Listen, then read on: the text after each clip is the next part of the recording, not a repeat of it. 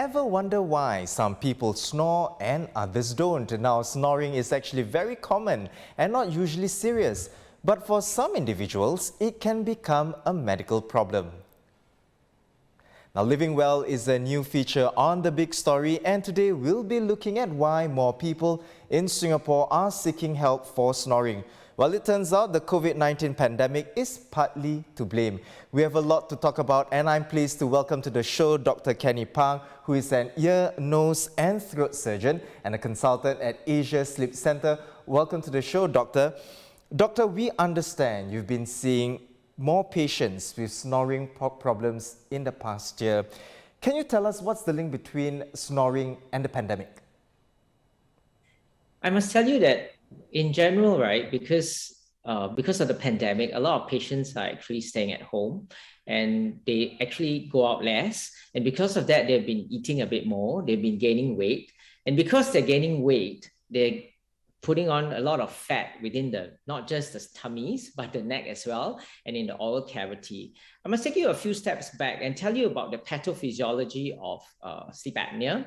Basically, snoring and obstructive sleep apnea is a balance between the box, which is the jaw, the lower jaw and the upper jaw, which is your maxilla and your mandible, and the balance between that and the contents. The contents are the soft tissues, which include the palate, the tongue, the tonsils, the nose, as well as the lateral pharyngeal walls, which is the oral cavity. And because of the increase in weight and the fat in the oral cavity itself, the incidence of obstructive sleep apnea and snoring is increasing as well. And because of these patients, they snore, they tend to sometimes disturb their bed partners because it's noisy. And because when they start snoring, it means that the airway is actually pretty narrow. And because of that, some of them actually stop breathing. And that is called sleep apnea. And with this stop breathing, these stoppages in breathing at night, they actually have low oxygen at night. And because they have low oxygen, their heart rate starts to pump faster, their blood pressure goes up, and that affects their quality of life as well as morbidity. Doctor, on that note, how serious can snoring problems get? How does snoring affect not just a person's health, but possibly their families too? Yes, absolutely. So snoring can be actually a social nuisance for not just the patient, but the patient's bed partner itself. Because of the noise, studies have shown that actually we did sleep studies on not only just the patient, but the patient's bed partner. And we found that the sleep quality of the bed partner is also affected, in fact, quite drastically. So we found that snorers actually affect the bed partner sleep quality, and the bed partner themselves, because of the poor quality sleep, they actually wake up tired and unrefreshed. But that is the social aspect of snoring. There is a medical aspect of snoring, which means because of the snoring, it means that the airway is narrow. And because it's narrow, occasionally some of the patients actually do this at night. They do like, so they end up choking at night without knowing. And because of that, the airway closes. Because the airway closes, the oxygen level is low, the heart rate starts to pump faster. So we found that these patients actually have higher incidence of hypertension, which is high blood pressure. They're at higher risk of strokes as well as heart attacks. And of course, because of the irregular heartbeats, sometimes they get this thing called arrhythmias, and sudden death is of course a possibility as well. And what do you advise your patients to do if they start to have snoring problems? Are there effective solutions to snoring, Doctor?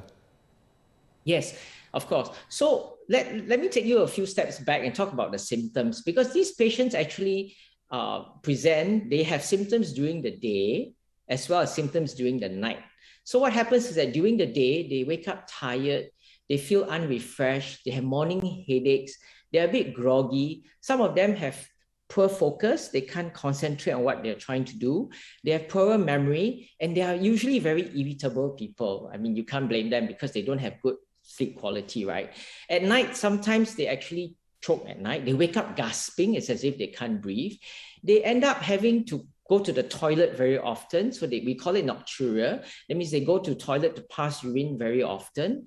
And sometimes they wake up with bad dreams, or they just wake up feeling like as if they're drowning or somebody is strangling them. These are important signs that actually cue us that these patients might actually have obstructive sleep apnea. Treatment-wise, of course, the most important number one is if the patient snores, smokes or drinks alcohol, we tell them to stop smoking and stop alcohol. We also tell them to lose a bit of weight, which will definitely help. And of course, sleep on their side so that the tongue doesn't fall backwards to obstruct the airway. And if necessary, please see a sleep specialist, of course, to get evaluated, get a sleep test done. There are many other methods of treatment. One of them is the mask. It's this special, we call it the continuous positive airway pressure mask, which comes with a machine. And this machine is actually like a reverse vacuum cleaner, so to speak. That means to say that when the patient stops breathing, like that, the machine it will blow air into the patient's airway to keep the airway open. Then, of course, we do have some denture devices that kind of like holds the patient's jaw forward so that the airway behind opens up a little bit. Then, of course, there are selected patients who are also amenable to surgery, and surgery does help as well. Well, thank you so much, Doctor, for your advice and your time and for coming on to the show. Dr. Kenny Pang, ENT surgeon and consultant at Asia Sleep Centre.